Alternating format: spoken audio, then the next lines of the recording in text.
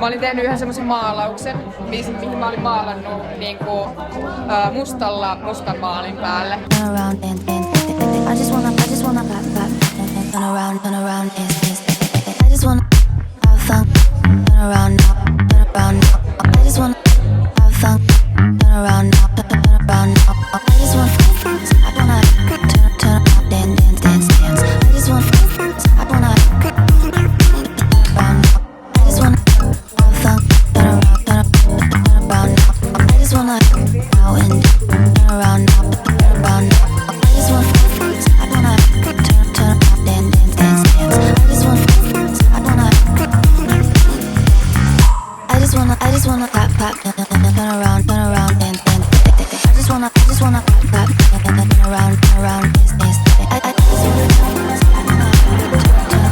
Tää on Tom Silkin laamaneulaksesta suunniteltu asu ja mä oon käyttänyt sitä laamaneulasta näihin orgaanisiin muotoihin. Täällä on sisällä tämmöistä korsettiluusta irrotettua siimaa ja se on ommeltu tonne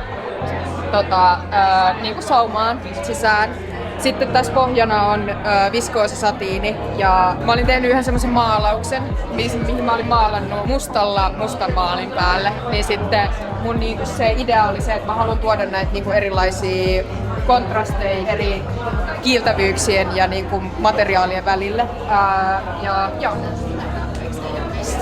Sellainen.